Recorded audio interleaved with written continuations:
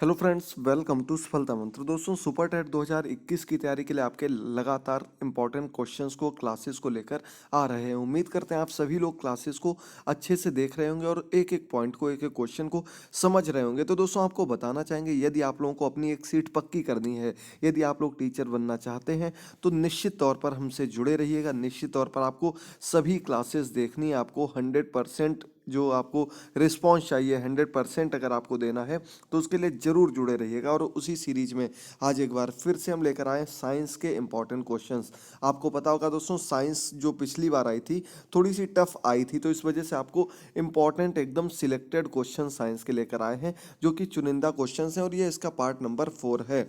3 parts आपके इसके सामने आ चुके हैं। अगर आपने उन पार्ट्स को ना देखा तो जरूर देख लीजिएगा और अधिक से अधिक शेयर करते रहिएगा। डेली आपके लिए इंपॉर्टेंट क्वेश्चंस की क्लास लेकर आते हैं। अगर आपने चैनल को अभी तक सब्सक्राइब नहीं किया तो तुरंत चैनल को सब्सक्राइब कर लीजिए। और इसी प्रकार से जब तक सुपर टेट का पेपर नहीं हो जाता, जुड़े रहिएगा। आपकी 120 प्लस मार्क्स की पूरी तैयारी यहीं पर कराई जाएगी। जो सब्जेक्ट की क्लासेस अभी नहीं हो पा रही हैं, जल्द ही उनको भी लेंगे। और आज या कल से आपको शाम को लगभग 6:30 बजे एक लाइव क्लास भी स्टार्ट करने वाले हैं। तो आप लोग इसके बारे में कमेंट बॉक्स में जरूर कमेंट करिएगा। आपको इसके बारे में इन्फॉर्म करते रहेंगे। चलिए, पहला क्वेश्चन आपके सामने आ चुका है। पहला क्वेश्चन दिया गया है कि जब पदार्थ सीधे ठोस अवस्था से गैस अवस्था में परिवर्तित हो जाता है तो इस क्रिया को क्या कहते हैं। आपने पहले पढ़ा होगा साइंस में, छोटी क्लासेस में, कि जब कोई पदार्थ सीधे ठोस अवस्था में होता है और ठोस से सीधे किसमें, गैस अवस्था में चला जाता है, द्रव अवस्था में नहीं जाता। 3 अवस्थाएं होती हैं, ठोस, द्रव और गैस। लेकिन जब कोई भी पदार्थ सीधे ठोस से किस में जा रहा है, गैस में जा रहा है, तो इस क्रिया को हम क्या कहते हैं, इस क्रिया को ऊर्ध्वपातन कहते हैं। और ऐसे पदार्थों को ऊर्ध्वपातज पदार्थ कहते हैं, जो कि सीधे परिवर्तित हो जाते हैं। इनमें एक आपका पदार्थ है कपूर। आपने नाम सुना होगा दोस्तों। कपूर जो होता है ये द्रवित नहीं होता है, सीधे आपका ठोस से गैस में परिवर्तित हो जाता है। इसके अलावा बहुत से ऐसे पदार्थ होते हैं जो कि वायु के संपर्क में आने से सीधे गैस में परिवर्तित हो जाते हैं। क्वेश्चन नंबर सेकंड, डीडीटी क्या है। तो दोस्तों, डीडीटी का नाम आप लोगों ने जरूर सुना होगा और ये एक प्रकार का कीटनाशी होता है। कीटनाशकों को जो खेत में या कहीं पर भी किसी भी स्थान पर जो कीटनाशक होते हैं उनको खत्म करने के लिए इसको प्रयोग में लाया जाता है, डीडीटी। अगला क्वेश्चन नंबर 3 आपके सामने है, जल्दी से देखें। ओजोन परत को क्या कहते हैं। तो दोस्तों, आपको पता होगा जो हमारा समताप मंडल है उस पर एक परत लगी हुई है, इसे हम ओजोन परत कहते हैं। और इसे दूसरा नाम अगर कहा जाए तो जीवन रक्षक परत के नाम से भी जानते हैं।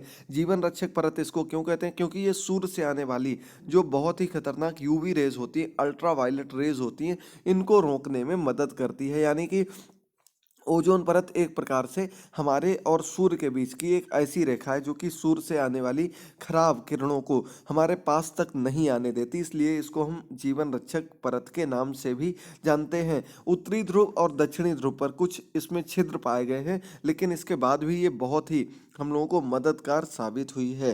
क्वेश्चन नंबर 4 आपके सामने है, ग्लोबल वार्मिंग का अर्थ बताइए। तो दोस्तों, ग्लोबल वार्मिंग का नाम आप लोगों ने सुना होगा जरूर, लेकिन इसका आखिर अर्थ क्या होता है ग्लोबल वार्मिंग।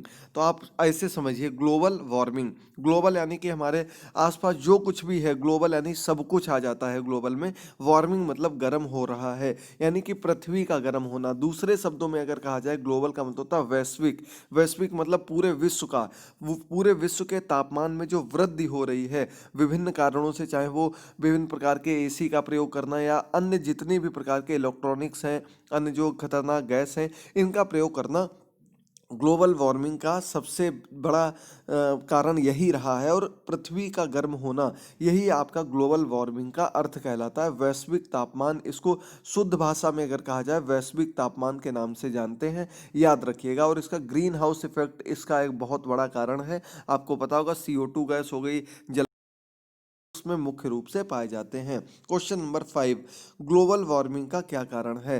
तो दोस्तों, आपको पता होगा, कारण यहाँ पर पूछा गया तो हमने आपको बताया, आपका ग्रीन हाउस इफेक्ट हो गया, एसी का यूज हो गया, यानी कि ऐसी चीजों का यूज करना जो कि पृथ्वी के तापमान को लगातार बढ़ा रहा है, जंगलों में आग लग जाना। और इनसे क्या होता क्या है, तो आपको बता दें दोस्तों, जब तापमान में वृद्धि होती है तो हमारे जो ग्लेशियर्स हैं, उत्तरी ध्रुव हो गए, दक्षिणी ध्रुव हो गए, ये पूरे क्या है, बर्फ से जमे हुए थे और इनकी बर्फ लगातार पिघलने लगी है। और लगातार बर्फ के पिघलने से क्या होता है, धरती एक दिन पूरी पृथ्वी जो है या तो डूब जाएगी या यहाँ पर पीने के पानी की बिल्कुल कमी हो जाएगी, क्योंकि सबसे शुद्ध पीने योग्य पानी जो आता है ग्लेशियर्स से ही आता है। ग्लेशियर्स शुद्ध पानी का सबसे बड़ा स्रोत होते हैं, और जब ये एकदम से पिघलने लगते हैं तो पूरा पानी समुद्र में जाने लगता है, जो कि हम लोगों के लिए, पूरी पृथ्वी के लिए, पूरे जनमानस के लिए एक बहुत बड़ा खतरा है। इसीलिए बहुत से देश ग्लोबल वार्मिंग को लेकर एक साथ आए हैं, कैसे उसको रोका जाए। लेकिन फिर भी कोई भी देश अपने देश की अपने कोई भी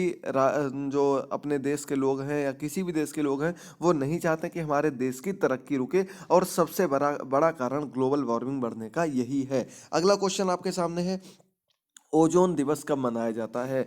यूपी टेट में बहुत बार क्वेश्चन आया, ओजोन दिवस मनाया जाता है आपका 16 सितंबर को। कब मनाया जाता है, 16 सितंबर को ओजोन दिवस मनाया जाता है। बहुत ही अच्छा क्वेश्चन है, अच्छे से समझिए, याद करिए। अगला क्वेश्चन, ओजोन परत का मुख्य कार्य क्या होता है। अभी हमने आपको बताया था, परावैंगनी किरणें, अल्ट्रावायलेट रेज जो होती हैं, इनको रोकना। सूर्य से आने वाली, कहाँ से आती हैं, सूर्य से आती हैं अल्ट्रावायलेट रेज, इनको रोकने का कार्य कौन करता है, ओजोन परत करती है, जो हमारे पास तक नहीं आ पाती हैं इसी कारण से। अगला क्वेश्चन नंबर 8, ये भी हम आपको भी बता चुके हैं, ओजोन परत कहाँ स्थित है। तो दोस्तों आपने समताप मंडल पढ़ा होगा, वायुमंडल के अलग अलग जो परत हैं वो आपने पढ़े होंगे, क्षोभ मंडल, समताप मंडल, आयन मंडल, वाह्य मंडल, एक और होता है, ये मंडल आपने पढ़े होंगे। लेकिन ओजोन परत जो स्थित है, ये समताप मंडल दूसरे नंबर पर आता है, और समताप मंडल के ऊपरी भाग में ओजोन परत स्थित होती है। याद रखिएगा दोस्तों, बहुत ही इंपॉर्टेंट क्वेश्चन है। स्ट्रेटोस्फेयर इसको कहते हैं, अगर इंग्लिश में बताया जाए तो समताप मंडल को स्ट्रेटोस्फेयर कहते हैं। कई बार आपने देखा होगा यूपी टेट में या अन्य टेट एग्जाम में कि हिंदी की बजाय इंग्लिश में सभी नाम दे दिए जाते हैं, और आप वहीं पर कंफ्यूज हो जाते हैं कि हम अब यहाँ पर क्या सिलेक्ट करें। तो स्ट्रेटोस्फेयर आप लोगों को याद रखना। बाकी अभी चैप्टर वाइज क्लासेस में, ईवीएस में, साइंस में, ये टॉपिक आपको अलग से क्लियर कर देंगे, वायुमंडल की परतें। आप लोग जरूर बताइएगा। क्वेश्चन नंबर 9 आपके सामने है, वायु में उपस्थित लेड से कौन सा रोग होता है। वायु या जल में जब लेड बढ़ जाता है तो इससे फेफड़ों का कैंसर होने लगता है। दोस्तों वायु में लेड की उपस्थिति का बढ़ना फेफड़ों के कैंसर को मददगार साबित होता है। इसके अलावा श्वसन में प्रॉब्लम होने लगती है, और जो हमारी श्वास नली है उसमें अलग अलग तरह की बीमारियां देखने को मिलती हैं। ये सभी लेड के कारण होती हैं, लेड की अधिकता से होने वाले रोग हैं। आगे बढ़ते हैं क्वेश्चन नंबर 10 पर। रेड डाटा बुक, लाल आंकड़ों की पुस्तक किससे संबंधित है। बहुत ही इंपॉर्टेंट क्वेश्चन है दोस्तों। रेड डाटा बुक ये एक ऐसी बुक है, प्रजातियों की सूची का संग्रह किया गया, यानी कि जो प्रजातियां, जीव जंतु, जानवर, पशु पक्षी, जो कुछ भी विलुप्त हो गए हैं या विलुप्त होने की कगार पर हैं, उन सभी को इस लिस्ट में लिखा जाता है, उन सभी के नाम इस लिस्ट में, और जो भी उनसे रिलेटेड इंफॉर्मेशन होती है वो इसमें एकत्रित की जाती है। इसीलिए इसका नाम रखा गया है दोस्तों रेड डाटा बुक। इसको बनाने वाली संस्था का नाम है दोस्तों IUCN। ठीक है, IUCN के द्वारा इस बुक को बनाया जाता है। बाकी इससे रिलेटेड भी इंफॉर्मेशन आपको आगे मिलती रहेगी। एकदम सिलेक्टेड क्वेश्चंस आपके लिए लेकर आते हैं, बस आप लोग क्लासेस को अच्छे से देखते रहिएगा। चलिए आगे बढ़ते हैं। अगला क्वेश्चन नंबर 10 हो गया। क्वेश्चन नंबर 11 आपके सामने है, ध्वनि प्रदूषण की तीव्रता का मापने का यंत्र क्या होता है। ध्वनि प्रदूषण की तीव्रता किस में मापी जाती है, ये डेसिबल में मापी जाती है। डीबी इस प्रकार से लिखा जाता है, कहीं कहीं ऐसे लिखा मिलेगा, आपने सुना होगा डीबी, और ये आपकी इसी में ध्वनि प्रदूषण की तीव्रता मापी जाती है। क्वेश्चन नंबर 12, प्रकाश संश्लेषण क्या है। तो दोस्तों प्रकाश संश्लेषण फोटोसिंथेसिस इंग्लिश में कहते हैं, और वह प्रक्रिया है जिसमें हरे पेड़ पौधे सूर्य के प्रकाश में अपना भोजन बनाते हैं। यानी कि सूर्य के प्रकाश में, यानी कि दिन में पौधों का अपना भोजन बनाने की प्रक्रिया को हम क्या कहते हैं, प्रकाश संश्लेषण की प्रक्रिया कहते हैं, फोटोसिंथेसिस की प्रक्रिया कहते हैं। क्लोरोफिल के उपस्थित में सूर्य के प्रकाश में ये अपने जो पौधे हैं अपने लिए भोजन का निर्माण करते हैं। इनका निर्माण पत्तियों में होता है, याद रखिएगा। अब अगले क्वेश्चन में आपको बताएंगे कौन सी गैस निकलती है, क्योंकि सबसे इंपॉर्टेंट अगर यहाँ से क्वेश्चन बनता है तो वो आपका यही क्वेश्चन बनता है, प्रकाश संश्लेषण की क्रिया में कौन सी गैस निकलती है, कौन सी गैस पौधे छोड़ते हैं। क्वेश्चन समझिएगा पहले। तो प्रकाश संश्लेषण की क्रिया में दो तरीके के क्वेश्चन से पूछा जाएगा कि जब पौधे अपना भोजन बनाते हैं तो कौन सी गैस अवशोषित करते हैं, किस गैस की उपस्थिति में अपना भोजन बनाते हैं और कौन सी गैस को छोड़ते हैं, निकालते हैं या फिर उत्सर्जित करते हैं। तो यहाँ पर आपका आंसर हो जाएगा ऑक्सीजन। O2 गैस जो होती है ये पौधे छोड़ते हैं। यहाँ पर आप ऐसे याद कर सकते हैं कि दिन में भोजन बनाते हैं और दिन में ऑक्सीजन सबसे ज़्यादा पौधे छोड़ते हैं, क्योंकि भोजन बनाने के लिए उन्हें ऑक्सीजन नहीं बल्कि CO2 की आवश्यकता पड़ती है। सूर्य के प्रकाश हो, क्लोरोफिल हो और CO2 गैस हो तो पौधे और साथ ही साथ में ऑक्सीजन गैस को छोड़ देते हैं, O2 गैस को छोड़ देते हैं। ये पूरी प्रक्रिया होती है प्रकाश संश्लेषण की प्रक्रिया। याद रखिएगा दोस्तों, इसका कभी कभी फॉर्मूला भी पूछ दिया जाता है जो आपको आगे बताते रहेंगे। और साथ ही साथ आपको बता दें दोस्तों, इसमें जल की भी आवश्यकता पड़ती है, H2O की भी आवश्यकता पड़ती है, जिससे ग्लूकोज बन के अलग हो जाता है और आपकी ऑक्सीजन गैस निकल आती है। याद रखिएगा। क्वेश्चन नंबर 14 आपके सामने है। द्रव्य क्या होता है दोस्तों? द्रव्य पूछा गया है, द्रव नहीं है द्रव्य। आपने इंग्लिश में पढ़ा होगा मॉस, इसी को द्रव्य कहते हैं। वह ऐसी चीज जो स्थान घेरता है, वह जिसमें भार होता है उसे द्रव्य कहते हैं। मॉस क्या होता है? ऐसी चीज होती है जिसमें वजन हो और वो स्थान घेरे। ऐसे पदार्थों को, ऐसी वस्तुओं को हम द्रव्य के अंतर्गत रखते हैं। सभी दृश्य चीजें जो हमारे आसपास हैं, जो हमको दिखाई देती हैं और निर्जीव है मुख्य तौर पर, वे सभी द्रव्य के अंतर्गत आती हैं। याद रखिएगा दोस्तों। फिर से आपको बता रहे हैं, अगर आप लोगों को कोई भी डाउट हो, एक भी क्वेश्चन अगर आप लोगों को समझ में नहीं आता है, तुरंत आप लोग कमेंट बॉक्स में कमेंट करिएगा। लाइव क्लास, मोबाइल ऐप, सब कुछ आपके लिए जल्द से जल्द लाने की कोशिश कर रहे हैं। बस आप लोग क्लासेस को जरूर देखते रहिए, अपना सपोर्ट बनाए रखिएगा, क्योंकि जब तक आपके सपोर्ट मिलता रहता है, कमेंट्स आते रहते हैं, तब तक एक अलग एनर्जी बनी रहती है आप लोगों के लिए क्लासेस लाने के लिए। टेलीग्राम पर आपको सभी की PDF अभी समय की कमी की वजह से नहीं दे पाए हैं। जो PDFs रह गई वो 1 से 2 दिन में आपको दे दी जाएंगी। बाकी लिंक आपको डेली के डेली शेयर करते रहते हैं। क्वेश्चन नंबर 15 किसी विलयन में से वाष्पीकरण व संघनन विधि द्वारा शुद्ध द्रव्य प्राप्त करने की प्रक्रिया को क्या कहते हैं? तो दोस्तों आपको बताओ होगा, कोई विलयन है। विलयन क्या होता है? एक ऐसा लिक्विड होता है, एक ऐसा द्रव्य होता है जिसमें कई चीज़ें मिक्स होती हैं। तो जब हम उनको अलग प्राप्त करते हैं, यानी कि मान लीजिए हमने पानी में नमक घोल दिया है, पानी में चीनी घोल दिया, खारा पानी है, तो उससे हम शुद्ध द्रव्य अलग करना, द्रव को अलग करना है और जो अलग चीज उसमें बचेगी उसे अलग करना है। तो एक ऐसे वाष्पीकरण और संघनन की प्रक्रिया होती है। वाष्पीकरण प्रक्रिया को क्या होती है? जिसमें सूर्य के प्रकाश में जो जल होता है उसका वाष्पीकरण हो जाता है और नीचे जो शेष पदार्थ होता है, चाहे वो आपका नमक हो या कोई अन्य पदार्थ हो, वो नीचे तली में एकत्रित हो जाता है। इसका संघनन होता है, जो वाष्पन हुआ है उसमें जो शुद्ध द्रव निकल गया है उसका दोबारा से पृथ्वी पर आ जाना, बरसना, ये आपका संघनन कहलाता है। और इस पूरी प्रक्रिया को हम क्या कह देते हैं? आसवन के नाम से जानते हैं।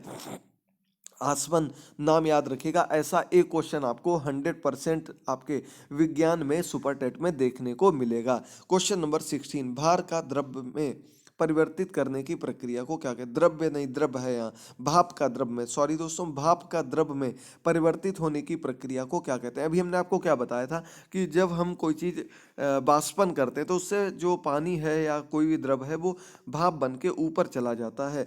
फिर यही जब दोबारा से बरस जाता, दोबारा से पृथ्वी पर आ जाता है, या कोई हम कृत्रिम विधि के माध्यम से भी करते हैं, तो जो भाप बनी है वो अगर वापस आ जाती है तो इस प्रक्रिया को हम क्या नाम दे देते हैं? संघनन का नाम दे देते हैं। ठीक है दोस्तों, ये आपका जो ऊपर गया, जो भाप बन के ऊपर गया, ये प्रक्रिया आपकी कहलाती है बाष्पन की प्रक्रिया। ठीक है। और जब ये वापस आ जाता है, लौटकर एकत्रित कर लेते हैं, जो शुद्ध द्रव आपके सामने आता है वो आपकी संघनन की प्रक्रिया से आपको प्राप्त होता है। और जो जिस पदार्थ से हम विलयन को अलग करते हैं वो भी अलग निकलकर शेष बच जाता है। दोनों पॉइंट्स को बहुत अच्छे से समझिएगा। अगर नहीं समझ में आता तो जरूर बताइएगा, फिर से किसी दिन एक्स्ट्रा क्लास लेके आपको ये चीज क्लियर कर दी जाएगी। क्वेश्चन नंबर 17 दांत की कठोरता किसके कारण होती है? दांत आपने देखे होंगे व्हाइट कलर के, लेकिन कठोर हैं, हार्ड होते हैं। ये इनेमल के कारण होते हैं। क्या होता है? इनेमल एक पदार्थ होता है जो कि दांतों में होता है, जिसकी वजह से दांत जो होते हैं कैसे होते हैं? कठोर होते हैं। याद रखिएगा। क्वेश्चन नंबर 18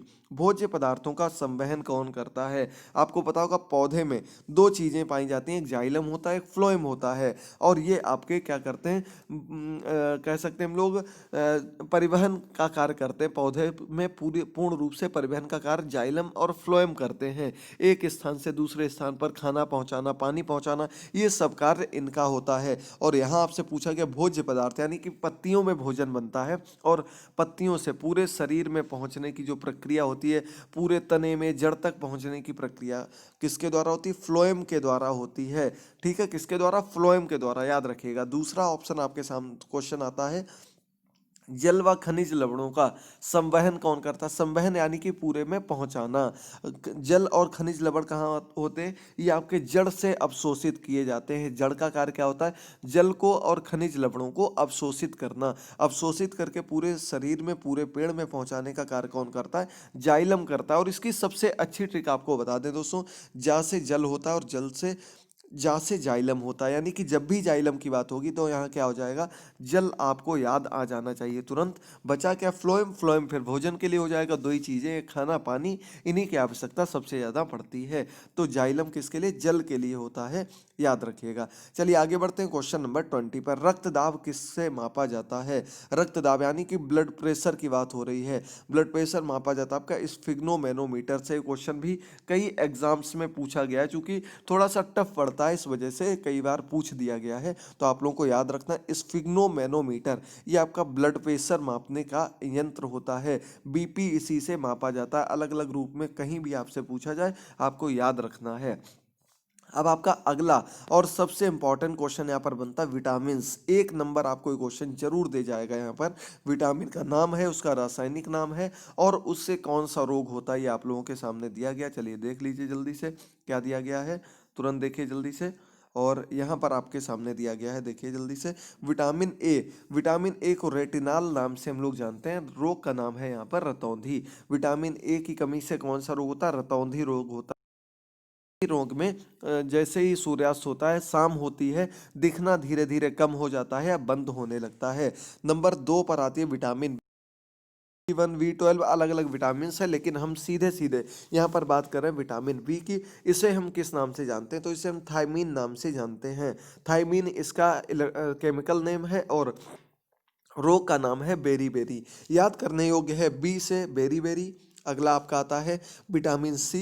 एस्कार्बिक अम्ल, खट्टी चीज़ों वाला जो होता है आपका, खट्टी चीज़ों से विटामिन सी की पूर्ति की जाती है। मुख्य रूप से आपका आंवला जो होता है, आंवला हो गया, संतरा होगा, इनसे विटामिन सी मुख्य रूप से मिलता है। और ये आपका स्कर्वी रोग, अगर आप में विटामिन सी की कमी है तो उसकी कमी से स्कर्वी रोग होता है। सी से स्कर्वी, इस रूप में आप लोग याद कर सकते हैं इसको भी। आगे बढ़ते तो विटामिन डी। डी को कैल्सीफेरल नाम से जानते हैं। कैल्शियम की कमी को पूर्ति करता है, और इससे हड्डी कमजोर हो जाती, सूखा रोग, रिकेट्स जिसको बोलते हैं, वो आपका विटामिन डी की कमी से होता है। और सबसे बड़ा इसका जो स्रोत है वो सूर्य का प्रकाश है। विटामिन डी का सबसे बड़ा स्रोत क्या होता है? सूर्य का प्रकाश होता है, याद रखिएगा दोस्तों। एक एक पॉइंट को बहुत अच्छे से समझिएगा, पूरी आपकी कोशिश कर रहे हैं कि कोई भी पॉइंट आपका मिस ना हो, प्रत्येक चीज आपको क्लियर हो जाए। एक बार छोटा सा कमेंट और सभी लोग कर दीजिएगा, जैसे आप लोग अभी तक सपोर्ट करते आए हैं, आगे भी सभी लोग जरूर सपोर्ट करिएगा, क्लासेस को देखिएगा। बहुत ही इंपॉर्टेंट क्वेश्चंस आपके लिए ज़्यादा से ज़्यादा लेकर के आते हैं। चलिए आगे बढ़ते हैं विटामिन ई पर। विटामिन ई को टोकोफेरॉल नाम से जानते हैं, और इससे प्रजनन क्षमता में कमी आ जाती है। जब आप में विटामिन ई की कमी होती है तो ये प्रजनन क्षमता में कमी ला देता है, याद रखिएगा, इंपॉर्टेंट है। विटामिन ई भी कई बार पूछा गया, और विटामिन के सबसे ज़्यादा बार पूछा गया है। एक है नेप्थोक्विनोन। नेप्थोक्विनोन विटामिन के का केमिकल नेम है, रासायनिक नाम है। और इसकी कमी से क्या हो जाता है? रुधिर का थक्का नहीं जमता। रुधिर का थक्का जमना क्या होता है? रुधिर जब ब्लड कहीं निकल आता है, चोट लग जाती है, तो थोड़ी देर बाद अपने आप ब्लड जम जाता है। अगर गहरी चोट नहीं है तो थोड़ी देर बाद अपने आप वहाँ पर ब्लड जमने लगता है और वो रुक जाता है। लेकिन जब आपके अंदर ब्लड नहीं रुक रहा, यानी कि लगातार बहता जा रहा है, तो यानी कि ये क्या है? रुधिर का थक्का नहीं जम रहा है, और ये विटामिन के की कमी से होने वाला रोग है, याद रखिएगा दोस्तों। आज के सभी क्वेश्चंस आपको कैसे लगे जरूर सभी लोग बताइएगा, और क्लासेस को पाने के लिए हमारे चैनल को सब्सक्राइब करना मत भूलिएगा। आपके जो निष्ठा प्रशिक्षण चल रहे हैं टीचर्स के लिए, उसके लिए हमने एक अलग अलग टेलीग्राम चैनल बना दिया है, वहां भी सभी लोग जरूर जुड़िएगा, क्लासेस को देखते रहिएगा और सुपर टेट 2021 प्लेलिस्ट में जाकर के हमारी सभी क्लासेस को एक ही स्थान पर देखते रहिएगा। मिलते हैं अगली क्लास में आज शाम को, अगर समय मिल गया, सब कुछ अच्छे से रहा तो आज शाम को आपके लिए ये लाइव क्लास जरूर लेकर के आएंगे, जो कि आपके सुपर टेट एग्जाम के लिए होने वाली पहली लाइव क्लास होगी। एक एक क्वेश्चन आपको समझना है, याद करना है। मिलते हैं अगली क्लास में, तब तक के लिए अपना ख्याल रखिए। थैंक यू दोस्तों, गुड बाय, टेक केयर।